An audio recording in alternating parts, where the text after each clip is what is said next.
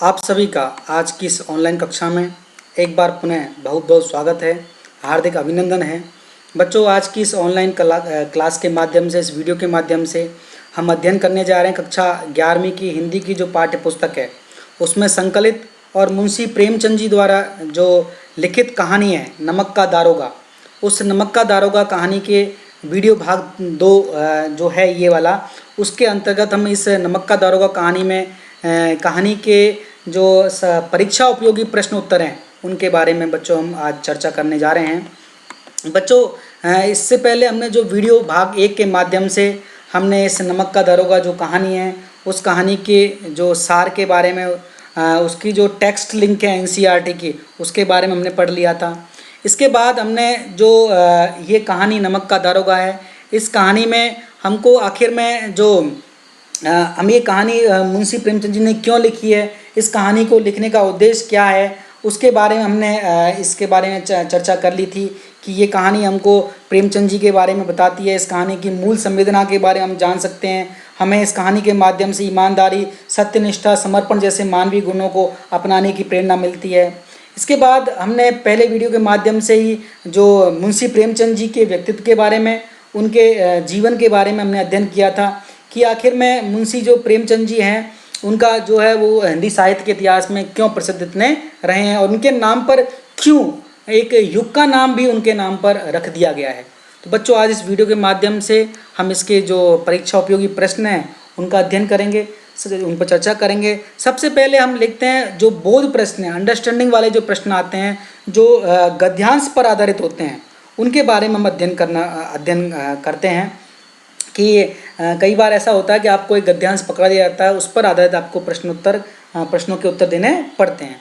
सबसे पहले हम देखते हैं कुछ जो प्रश्न हैं। सपोज आपको कोई एक्सट्रैक्ट पकड़ा दिया गद्यांश, तो उसमें से क्वेश्चन किस प्रकार बन सकते हैं कि मुंशी बंशीधर के पिता ने उन्हें क्या समझाया उन्हें कि आप घर की माली हालत देख रहे हो, घर में जो लड़कियां हैं घास फूस की तरह बढ़ रही हैं, घर की माली हालत ठीक नहीं है।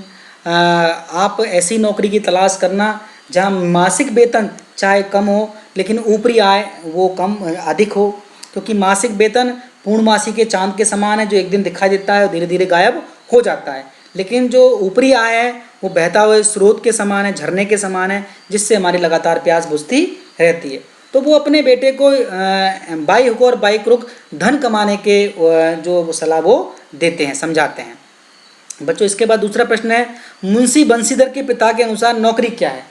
नौकरी क्या है कि नौकरी जो है वो ऐसी नौकरी, उनके दिमाग में ऐसी छवि है नौकरी की जिसमें मासिक वेतन कम हो लेकिन ऊपरी आय ज़्यादा हो, और नौकरी सिर्फ अपने कर्तव्य के निभाने के लिए नहीं करनी बल्कि अपने परिवार के पालन पोषण के लिए और धन कमाने के लिए सिर्फ नौकरी की जानी चाहिए, ऐसा उनके मुंशी बंशीधर के पिता का मानना था।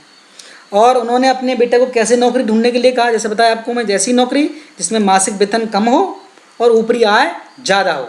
ठीक है। इसके बाद कहते हैं वो आमदनी के बारे में मुंशी बंशीधर के पिता के क्या विचार हैं। वो कहते हैं कि मासिक वेतन, आमदनी जो मंथली आपको मिलती है वो तो पूर्णमासी के चांद के समान है, जो महीने की 1 तारीख को मिलेगी धीरे धीरे खत्म हो जाएगी, लेकिन ऊपरी आय वो आपके लिए सदाबहार है, वो हमेशा बनी रहती है। बंशीधर के पिता की जन्म भर की जो कमाई थी वो क्या थी। बंशीधर के वो कहते हैं मेरे जो आपको सीख दे रहा हूँ, संस्कार दे रहा हूँ और आपको जो मैंने बड़ा करके कमाने लायक बना दिया है, यही मेरे जो जीवन भर की कमाई है जो मैं आपको सीख दे रहा हूँ। बच्चों, इसके बाद हम दूसरा अगर कोई पोएम, कोई एक्सट्रैक्ट पकड़ लें इसका, उसके बेस पर किस प्रकार के क्वेश्चन पूछे जाएंगे। जैसे बंशीधर के पिता ने घर की दुर्दशा के बारे में क्या बताया, घर की माली हालत ठीक नहीं है, कर्जदार घर पे आके परेशान कर रहे हैं, बेटियां घास फूस की तरह बढ़ रही हैं, लड़कियां, उनकी शादी की जानी है। तो इस प्रकार उनको घर की दशा के बारे में बताता है। उन्होंने क्यों कहा कि लड़कियां घास फूस की तरह बढ़ रही हैं, क्योंकि उस जमाने में लोगों की सोच इस प्रकार की थी, जिस प्रकार घास फूस बढ़ता है उनकी कोई केयर नहीं करता है, उस प्रकार लड़कियों की भी जो अवस्था थी, हालत थी, बहुत चिंतनीय थी, बहुत चिंताजनक थी। वो उनको कोई उनकी केयर नहीं की जाती थी, उन पर ध्यान नहीं दिया जाता था, बल्कि उनको एक बोझ की तरह समझा जाता था। इसके बाद मैं कगारे पर का वृक्ष हो रहा हूँ, न मालूम कब गिर पड़ूँ। इसका मतलब क्या है। वो कहते हैं मुंशीधर के पिता कि मैं कगारे पर कब रखूँ, अर्थात मैं बूढ़ा हो गया हूँ, पता नहीं कब मृत्यु को प्राप्त हो जाऊँ। तो इसलिए आपको घर की जिम्मेदारी उठाने के लिए तैयार रहना है। बच्चों इसके बाद वो कहते हैं नौकरी में ओहदे की ओर ध्यान मत देना। ओहदा मतलब पद की ओर ध्यान मत देना, पद चाहे छोटा हो। यह तो पीर की मजार है, पीर की मजार जो देवताओं का स्थान होता है, इसमें लोग ढोक लगाते हैं सब, ठीक है। निगाह हमको पीर की मजार पर निगाह नहीं रखनी है, बल्कि उस पर चढ़ावे पर ध्यान देना है कि उस पीर की निगाह मजार पर चढ़ावा क्या आ रहा है, मतलब आपकी ऊपरी इनकम क्या हो रही है, ठीक है। तो ये जो बात है आज के समाज में फैले हुए भ्रष्टाचार की ओर इशारा कर रही है कि लोग पद का अपने दुरुपयोग करते हैं और अपने आप को भ्रष्टाचार में लिप्त रखते हैं। बच्चों एक पिता की ओर से दी जाने वाली सीख के बारे में आपके क्या विचार हैं कि हमको जो एक पिता जो कि अनुभवी है, एक्सपीरियंस्ड है, वो अपने बेटे को इस प्रकार धर्म के रास्ते से हटने की, ईमानदारी के रास्ते से हटने की, भ्रष्टाचार में शामिल होने की, बेईमानी करने की सलाह दे रहा है। तो बच्चों तो मेरे हिसाब से जो सलाह है वो बिल्कुल अनुचित है, सही नहीं है। बच्चों इसके बाद हम और कुछ प्रश्न देखें जो गद्यांश पर आधारित हो सकते हैं। जैसे बूढ़े मुंशी जी किस पढ़ाई लिखाई को व्यर्थ मानते हैं और क्यों? ऐसी पढ़ाई लिखाई जिससे जो उनको धन कमाने में सक्षम ना बना सके, ठीक है, ऐसी पढ़ाई लिखाई व्यर्थ है, क्योंकि उनके हिसाब से पढ़ाई लिखाई है वो धन कमाने का एक साधन होना चाहिए। लक्ष्मी जी के बारे में पंडित अलोपीदीन के क्या विचार थे कि वो लक्ष्मी जी को सर्वोच्च मानते थे। उनके हिसाब से लक्ष्मी जी अर्थात धन के आगे कैसा भी व्यक्ति है वो बिक ही जाता है, अपना ईमान बेचने के लिए तैयार हो जाता है। उनके लिए धन जो है, लक्ष्मी है, वो सर्वशक्तिमान जो सुप्रीम पावर थी, ठीक है। इसके बाद देखते हैं कि नमक का दरोगा पाठ का उद्देश्य क्या है। नमक का दरोगा कहानी का जो उद्देश्य है वो है कि हमको धर्म के मार्ग पर चलने की, ईमानदारी के रास्ते पर चलने की, सत्य पे मार्ग पर चलने की ये कहानी हमको प्रेरणा देती है।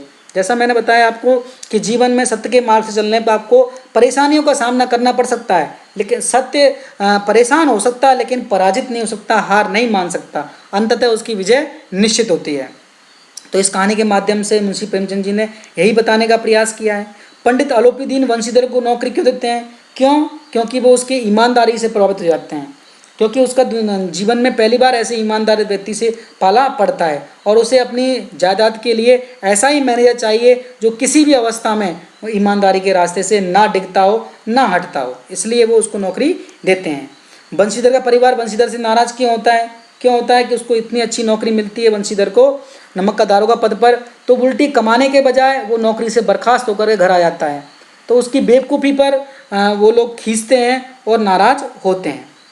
बच्चों घर में औधरा मस्जिद में दिया अवश्य जलाएंगे, इस उक्ति में किस पर क्या व्यंग किया है? ये पंक्तियाँ मुंशी बंशीधर के जो पिता हैं उन्होंने कही थी जब वो नौकरी बर्खास्त करके मुंशी बंशीधर घर पहुँचते हैं। वो कहते हैं आपके घर में तो अंधेरा है और दूसरों घर में आप दिया जलाने का प्रयास कर रहे हो, अर्थात घर में आपके गरीबी है और आपको ईश्वर ने धन कमाने का आपको ऑप्शन दिया था, प्रस्ताव दिया था, मौका दिया था, लेकिन उस मौके को आप गंवा करके बल्कि ईमानदारी की मशाल जलाने के चक्कर में अपने घर को ही आप जला आए हो, अर्थात नौकरी से बर्खास्त होकर के आ गए हो। अब आपको जीवन हम कैसे व्यतीत करेंगे? बच्चों इसके बाद हम अब चर्चा करते हैं इस पाठ्य पुस्तक में जो प्रश्न उत्तरीय है उन पर चर्चा करते हैं, जो कि हमारे पाठ के बाद दिए गए हैं कि कहानी का कौन सा पात्र आपको सर्वाधिक प्रभावित करता है और क्यों। तो बच्चों सोचने वाली बात है कि आपको निर्विवाद रूप से हमको जो मुंशी बंशीधर हैं उनका व्यक्तित्व भी सबसे ज़्यादा प्रभावित करता है, क्योंकि वो ईमानदार हैं, कर्तव्य परायण हैं, कर्तव्य के रास्ते पर चलते हैं, कठोर हैं, बेमुरब्बत हैं, किसी का लिहाज नहीं करते हैं, लेकिन धर्म के रास्ते पर चलते हैं, धर्मनिष्ठ हैं वो। उनके घर की आर्थिक स्थिति बहुत खराब होती है फिर भी उनका ईमान नहीं डगमगाता है, ठीक है। जबकि आज लोग जो पैसे वाले लोग हैं वो भी अपना ईमान बेचने को तैयार हो जाते हैं, लेकिन यहाँ तो बच्चा बंदा वो गरीब है फिर भी अपना ईमान बेचने को तैयार नहीं है। उनके पिता उनको ऊपरी आय पर नज़र रखने की नसीहत देते हैं, फिर भी वो सत्य के मार्ग पर अड़िग रहते हैं, हिलते नहीं हैं वहाँ से। आज हमारे देश को, हमारे समाज को, हमारे राष्ट्र को ऐसे कर्मियों की आवश्यकता है जो बिना लालच सत्य के मार्ग पर खड़े रहें और जो परिणाम के बारे में बेखौफ होकर के वो परिणाम का सामना करें। उनको तो अगर ऐसे लोग हमारे देश में रहेंगे तो हमारा जो राष्ट्र है निश्चित रूप से उन्नति करेगा, वो हमारा विश्व गुरु बन करके दिखाएगा। बच्चों अगला प्रश्न है, नमक का दारोगा कहानी में पंडित अलोपीदीन के व्यक्तित्व के कौन से दो पहलू, दो एस्पेक्ट, दो पक्ष उभर कर आते हैं। सबसे पहला पक्ष है उनका वो कि जो लक्ष्मी का वे उपासक है, लक्ष्मी की धन की पूजा करते हैं। पंडित अलोपीदीन लक्ष्मी के उपासक हैं। वो लक्ष्मी को सर्वोच्च सुप्रीम पावर मानते हैं। उन्होंने अदालत में सबको खरीद लिया और वो अच्छा बोलने वाले वक्ता भी हैं। वाणी अच्छा बोलने वाला और धन होने के बावजूद के कारण उन्होंने सबको अपने वश में, सबको उन्होंने अपने काबू में कर रखा है। इसी कारण वे नमक का अवैध गैर कानूनी धंधा करते हैं। जब बंशीधर द्वारा पकड़े जाने पर वे अदालत में अपने आप को धन के बल पर रिहा भी करवा लेते हैं और मुंशी बंशीधर को वो नौकरी से हटवा देते हैं। तो एक रूप उनका, एक नेगेटिव रूप हमारे सामने आता है कि लक्ष्मी के उपासक हैं, एरोगेंट है, घमंडी हैं। लेकिन जो दूसरा रूप उनका आता है वो आता है ईमानदारी के कायल है। वो ईमानदारी की कद्र करते हैं। जिस प्रकार सच्चे हीरे की पहचान एक जौहरी कर सकता है, इसी प्रकार जो पंडित अलोपीदीन है वो मुंशी बंशीधर रूपी हीरे की पहचान करते हैं। वो कहानी के अंत में उनका एक पॉजिटिव रूप, एक सकारात्मक रूप, एक उज्ज्वल रूप सामने आता है। वे बंशीधर की ईमानदारी के कायल हैं, गुलाम हो जाते हैं। ऐसा व्यक्ति उन्हें सरलता से नहीं मिल सकता था। वे स्वयं उनके घर पहुंचते हैं और उन्हें अपनी सारी जो जायदाद का स्थायी मैनेजर बना देते हैं। उन्हें अच्छा वेतन ऑफर करते हैं, सुविधाएं देकर के उनका मान और सम्मान वो बढ़ाते हैं। उनके स्थान पर अगर कोई और व्यक्ति होता तो वो मुंशी बंशीधर से बदला लेने के बारे में ही सोचता, क्योंकि पंडित अलोपीदीन तो सर्वशक्तिमान थे। वो चाहते तो मुंशी बंशीधर को और भी बर्बाद कर सकते थे, परेशान कर सकते थे, लेकिन उन्होंने ऐसा ना करके उनकी ईमानदारी की कदर की और उनको अच्छी जॉब ऑफर की। तो हमें हमको यहाँ पे दो उनके रूप दिखाई पड़ते हैं। बच्चों, इसके बाद क्वेश्चन है, नमक का दरोगा कहानी के कोई दो अन्य टाइटल शीर्षक बताएं और उनका आधार भी स्पष्ट करें कि आपने वो टाइटल क्यों दिया है। तो हमको नमक का दारोगा के स्थान पर हम कौन सा टाइटल दे सकते हैं? एक है धर्म की जीत या सत्य की विजय। अगर हम ये टाइटल देंगे उसको तो क्यों देंगे? क्योंकि इस कहानी के माध्यम से धर्म की, धन के आगे धर्म झुकता नहीं है। और अंत में पंडित अलोपीदीन भी धर्म के द्वार पर या सत्य के द्वार पर जाकर के मत्था टेकते हैं। तो ये जो इसका शीर्षक हम डाल सकते हैं कि धर्म की जीत या सत्य की विजय। दूसरा हम डाल सकते हैं नमक का दारोगा के स्थान पर कर्तव्यनिष्ठ दरोगा, क्योंकि वंशीधर जैसा सत्यव्रत लेने वाला युवक जो पिता के कहने के बावजूद भी, घर की बुरी हालत होने के बावजूद भी धन के लालच में नहीं आता है, अपने कर्तव्य के रास्ते पर बना रहता है। तो ये कहानी उसी के चारों ओर घूमती है, इसलिए हम इसको कर्तव्यनिष्ठ दरोगा का नाम भी इसको टाइटल दे सकते हैं। अगला प्रश्न है बच्चों कि कहानी के अंत में अलोपीदीन के वंशीधर को मैनेजर नियुक्त करने के पीछे क्या कारण हो सकते हैं? हमको इसका लॉजिकल उत्तर देना है तर्क के साथ में। तो चूंकि पंडित अलोपीदीन स्वयं भ्रष्ट था, भ्रष्टाचार में लिप्त था, परंतु उसे अपनी जायदाद संभालने के लिए एक ईमानदार व्यक्ति की आवश्यकता थी और बंशीधर उनकी दृष्टि में सर्वाधिक योग्य था, इसलिए वो उसका चुनाव करते हैं।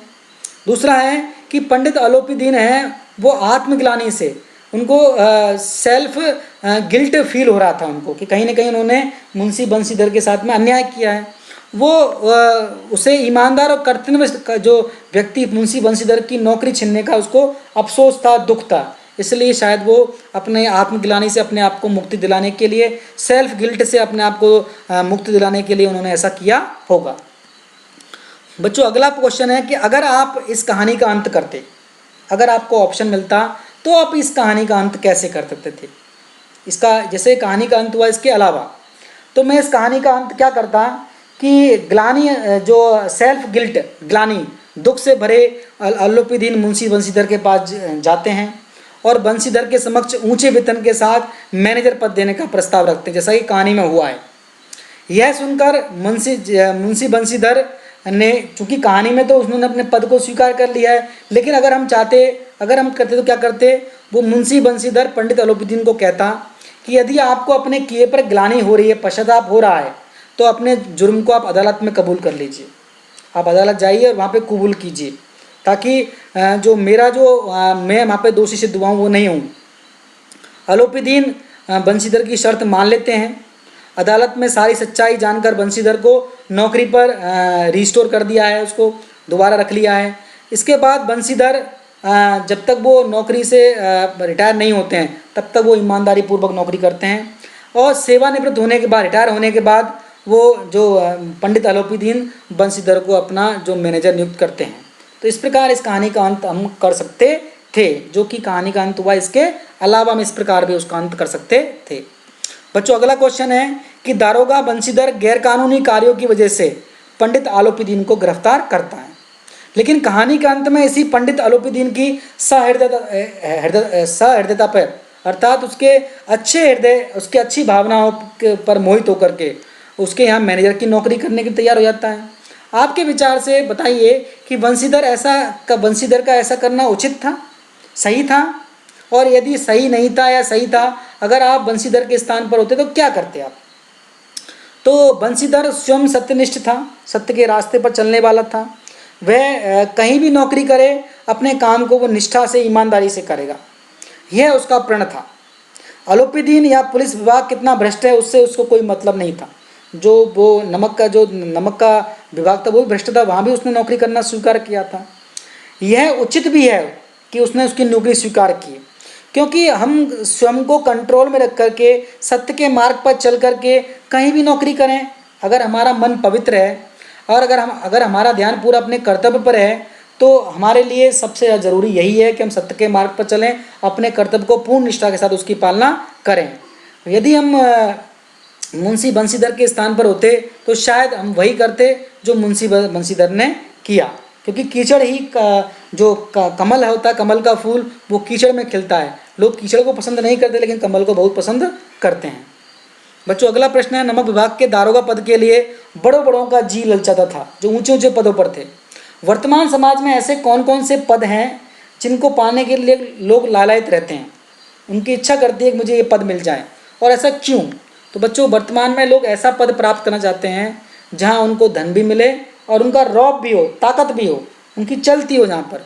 तो आज समाज में IAS है, IPS है, IFS है, इनकम टैक्स है, सेल टैक्स है, आदि ऐसी नौकरियां हैं जिनको पाने के लिए लोग मरते हैं, लालायित रहते हैं, क्योंकि इन सब पदों में ऊपर की इनकम भी है और पद का रौब भी मिलता है, ताकत भी मिलती है आपको।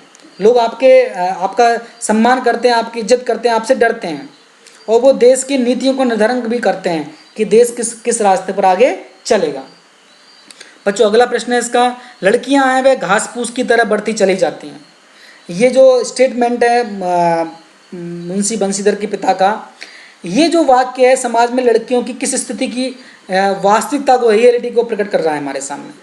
वो कहते हैं कि इस कथन से हमारे समाज में लड़कियों के प्रति उपेक्षा का भाव प्रकट होता है, कि लड़कियों को हम नेग्लेक्ट करते हैं, उनको हम उतनी अहमियत नहीं देते जितनी उनको दी जानी चाहिए। जिस प्रकार खेत में होगी जो बेकार की घास फूस होती है, उसको उखाड़ने में हमारी बेकार की मेहनत लगती है, उसको हम खरपतवार बोलते हैं। उसी प्रकार तत्कालीन समाज में, जो उस समय का समाज जब ये कहानी लिखी गई थी, उस समय के समाज में लड़कियों को पाल पोस कर उनकी शादी करना बेकार का काम माना जाता था। लेकिन आज जो स्थितियां हैं वो समाज में बदल गई हैं। आज स्त्रियों को, लड़कियों को भी लड़कों के समक्ष उनका पालन पोषण किया जाता है, उनको उतनी अहमियत दी जाती है। बच्चों इसके बाद क्वेश्चन आता है कि हमको जो स्टेटमेंट दिए हुए कुछ इन स्टेटमेंट को आपको क्लियर करना है, उनका आशय स्पष्ट करना है। जैसे पहला स्टेटमेंट, नौकरी में ओहदे की ओर ध्यान मत देना, यह तो पीर की मज़ार है, निगाह चढ़ावे और चादर पर रखना चाहिए। ये स्टेटमेंट था मुंशी बंशीधर के पिता का। तो इसका क्या मतलब है कि मुंशी बंशीधर के पिता कहते हैं कि पद को महत्व नहीं देना, बल्कि उस वहाँ पे जो ऊपर की आय हो रही है, इनकम हो रही है, उस पर ध्यान देना चाहिए। ठीक है, जिस प्रकार लोग पीर की मज़ार पर सिर्फ मत्था टेकते हैं, लेकिन जहाँ पे उस पीर की मज़ार पर काम करने वाला औलिया है, जो उसका पुजारी है, वो चढ़ाई पर ध्यान देता है। इसी प्रकार हमको पद से कोई मतलब नहीं है, वह आपको ये देखना चाहिए कि उसमें इनकम कितनी हो रही है। दूसरा इसमें स्टेटमेंट है, इस विस्तृत संसार में उनके लिए धैर्य अपना मित्र, बुद्धि अपना पथ प्रदर्शक और आत्मबली अपना सहायक था। ये उस स्टेटमेंट लिखा है मुंशी प्रेमचंद जी ने जब मुंशी बंशीधर जी नौकरी के लिए निकले थे। तो किसी भी व्यक्ति के लिए जब जीवन में संघर्ष होता है उसके लिए, तो धैर्य, पेशेंस, इंटेलिजेंसी, उसकी सेल्फ जो डिपेंडेंसी होती है, उसकी आत्मावलंबन होता है, वो ही उसके मित्र बन जाते हैं, वो इसका रास्ता दिखाने वाले पथ प्रदर्शक होते हैं, और वो उसके असिस्टेंट का, सहायक का काम करते हैं। क्योंकि हर व्यक्ति अकेला ही होता है, लेकिन उसके इन मानवीय गुणों के माध्यम से ही वह उसको कुछ पा सकता है, उसके लिए कुछ प्राप्ति का साधन ये बन जाते हैं। बच्चों अगले स्टेटमेंट है कि तर्क ने भ्रम को पुष्ट किया। ये जो स्टेटमेंट है ये कब का है कि जब वो मुंशी बंशीधर जब नमक का दारोगा पद पर तैनात था, उसे गाड़ियों की आवाज़ सुनाई पड़ती है, नाव के पुल पर से गुजरती है गाड़ियों की, तो उसके दिमाग में डाउट होता है कि कोई ना कोई गैर कानूनी काम हो रहा है। तो ये स्टेटमेंट तब का है। मनुष्य के मन में जब भ्रम रहता है, डाउट होता है, अनेक स्थितियों में फंसे होने पर जब व्यक्ति अपने भ्रम को दूर करने के लिए तर्क देता है तो सारे भ्रम दूर हो जाते हैं और संदेह जो है, संदेह की हमको पुष्टि हो जाती है कि संदेह हमारा ठीक था या नहीं था। जब वो वहाँ से निकलता है मुंशी बंशीधर और नदी के तट पर पहुँचता है तो उसके सारे भ्रम, वो संदेह थे, वो सारे दूर हो जाते हैं, उसको सच्चाई दिखाई पड़ जाती है। अगला क्वेश्चन है, अगला स्टेटमेंट है, न्याय और नीति सब लक्ष्मी के ही खिलौने हैं, इन्हें वह जैसे चाहती है न चाहती है। ये पंडित अलोपीदीन की सोच है। वो इसमें बताया गया है कि धन से न्याय और नीति सबको प्रभावित किया जा सकता है। धन से मर्जी का न्याय लिया जा सकता है, नीतियाँ भी अपने हक में बनाई जा सकती है, पॉलिसीज़ भी। ये सब जो न्याय और नीति है धर्म के इशारों पर नाचती है। लोग ये जो न्याय को करने वाले लोग हैं, नीति को बनाने वाले जो लोग हैं, वो धन के आगे झुक जाते हैं, अपना ईमान बेचने के लिए तैयार हो जाते हैं। बच्चों अगला स्टेटमेंट है इसमें, दुनिया सोती थी पर दुनिया की जीभ जागती थी। ये स्टेटमेंट उस समय का है जब पंडित अलोपीदीन नमक के व्यापार की, गैरकानूनी व्यापार के जुर्म में वो गिरफ्तार हो जाते हैं। तो ये संसार के स्वभाव पर एक तीखी टिप्पणी करते हैं जो मुंशी प्रेमचंद जी अपने इस कहानी के माध्यम से, कि संसार के लोग चाहे कुछ करें या ना करें लेकिन दूसरों की बुराई अवश्य करते हैं। हालांकि जो बुराई करने वाले वो लोग हैं अपने पर कभी ध्यान नहीं देते हैं, वो चाहे खुद बेईमान हैं लेकिन वो पंडित अलोपीदीन की बेईमानी पर व्यंग कस रहे हैं, वो बुराई कर रहे हैं। दूसरा स्टेटमेंट है कि खुद ऐसी समझ पर पढ़ना लिखना सब अकारत गया। ये स्टेटमेंट है जो पंडित जो मुंशी बंशीधर के पिता का, कि जो मुंशी ने ये बात कही थी, उन्हें बंशीधर द्वारा रिश्वत के मौके को ठुकराने का दुख था उनको, कि सब पढ़ाई लिखाई आपकी बेकार गई, पढ़ाई लिखाने का उद्देश्य येन केन प्रक्रियन सिर्फ धन कमाना होना चाहिए था आपका, लेकिन आपने धन कमाने के ऑफर को ठुकरा दिया और आप बेवकूफ़ बने, ना समझ रहे आप।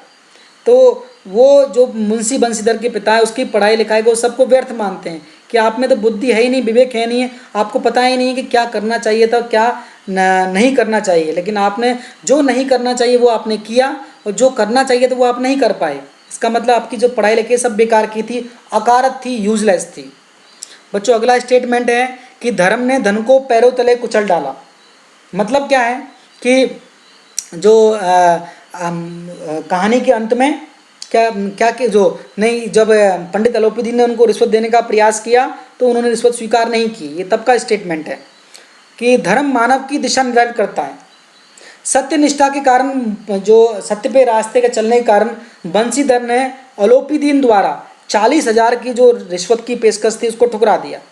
तो इसने तभी स्टेटमेंट था कि धर्म ने धन को कुचल दिया।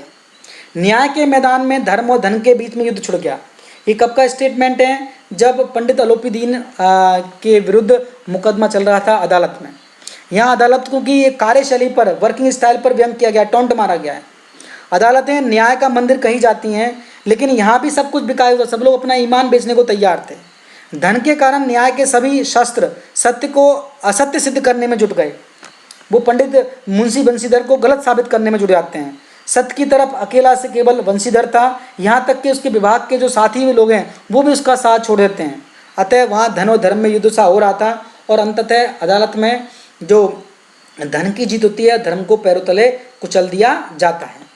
बच्चों इस वीडियो के माध्यम से जो मैंने आपको इसके प्रश्नोत्तरों पर चर्चा की है, मुझे उम्मीद है ये जो जानकारी मैंने आपको उपलब्ध करवाई है, जानकारी आपके लिए उपयोगी साबित होगी। बच्चों ये वीडियो कैसा लगा आप मुझे कमेंट बॉक्स में लिखकर जरूर बताइएगा। बच्चों इस वीडियो को देखने के लिए आपका बहुत बहुत धन्यवाद, बहुत बहुत आभार।